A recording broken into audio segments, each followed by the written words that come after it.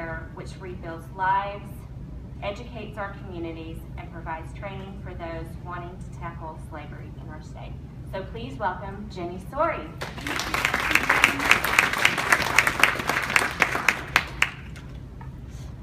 5 minutes of your time. You got 5 minutes in those feet? All right, here we go. I'd love to wrap it here locally for you all this evening. My name is Jenny Sorey, and I'm a native. Don't faint. It's like an extinct creature in Northwest Arkansas. I know, it's crazy.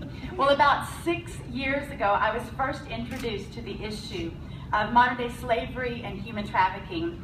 And just as many of you may be having your initial awareness happening right here with this exhibit and tonight's agenda, I remember hearing these statistics for the very first time myself, and I kept asking myself, how have I lived on planet Earth all of these years, and I have never known what modern-day slavery is, and I have not heard the term human trafficking.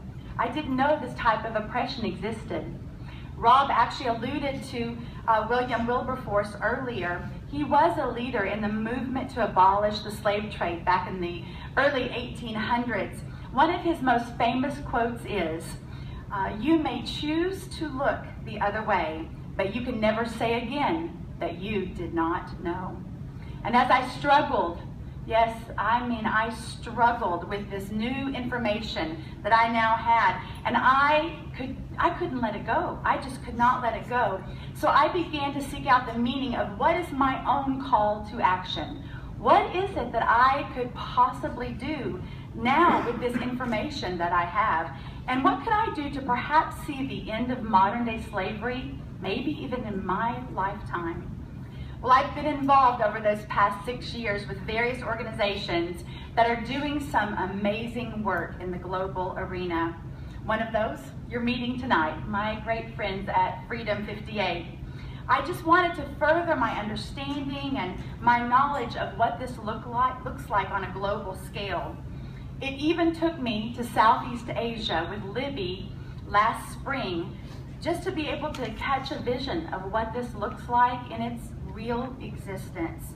It was a very difficult trip.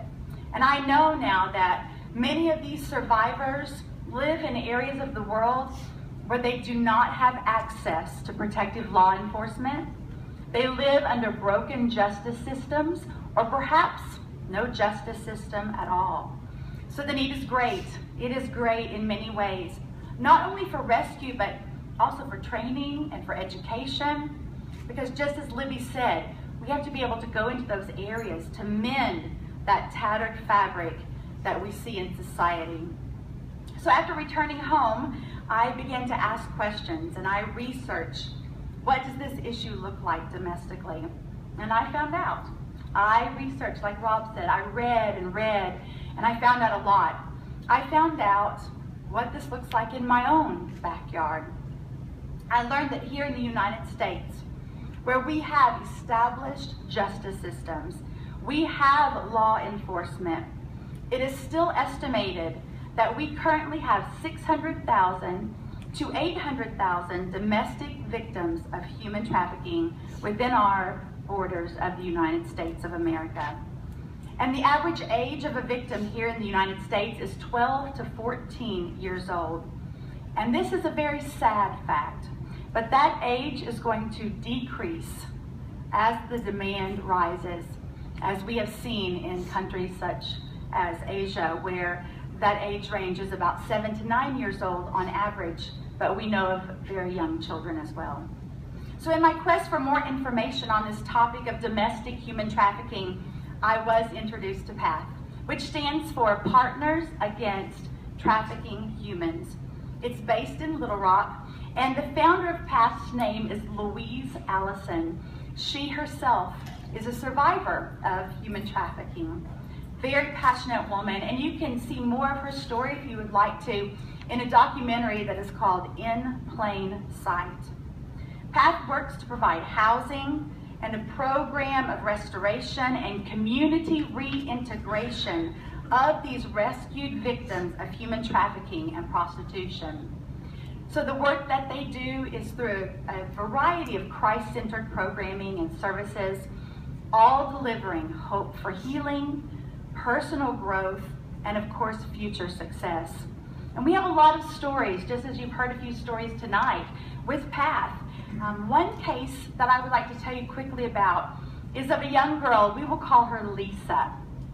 Lisa came to Little Rock for what she thought was job training. Is this sounding familiar from something you've already heard this evening? When she arrived here, there was no job waiting for her, and she was forced to turn what we call her first trick that night.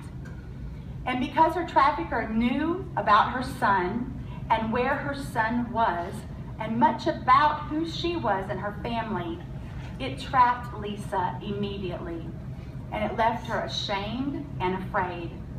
But law enforcement did intervene, and Path helped her deal with the trauma of what had happened to her. We helped her start that healing process, and we helped her get her life back. So we see so much need across our state of Arkansas. So Path is expanding now from just in Little Rock, where its base is, to all four corners of our state. So we have representatives throughout the state now, and I, of course, as Martine just said, am representing Northwest Arkansas in Path. So it's a very new development. We're still trying to figure out what that's going to look like, actually, but it will assist in so many ways. We will be able to host 2-day trainings in our state for those who want to know more about the issues of human trafficking, and specifically how it relates right here within our state and region. We're also available to come and speak to your company or your organization, educating them about the problem and putting a personal face on the crisis. Path also does have a safe house. It's in a more central area of the state, which we do not disclose, but we're looking into the future, into a bright future, as we see an opportunity, but also a great need for shelters and safe homes all across our state to help with this restoration, programming, and again, to be able to help these victims of human trafficking. And there are great strides being taken, both nationally as well as right here within our state. Hopefully some of y'all are familiar with some of the legislation that's gone through. Arkansas now has issued a task force out of the Attorney General's office, and Path is so privileged to be a part of this, as our founder, Louise Allison, actually serves on this task force. It's been developed as a state plan. It's there to hopefully prevent trafficking. There will be work to improve the information sharing among all of the different governmental and non-governmental organizations that deal with this issue. Also to raise public awareness, and so what a beautiful partnership with Freedom58 and Faces of Freedom exhibit to help raise that awareness. We love this partnership this evening. And to create a training curriculum for law enforcement officials and other officials across the state. So it's an incredible first step. I think y'all would agree with me that we're on the right track, and we look forward to a great future in great anticipation as we strive to see the end of human trafficking globally, domestically, and I'll say locally, right here in our own backyard of Northwest Arkansas. So I just in closing would like to thank the Sisters of Mercy, Mercy Health, Freedom58 also for allowing me just a brief moment to share tonight, to bring awareness to what this looks like right here within our own state. Thank you all.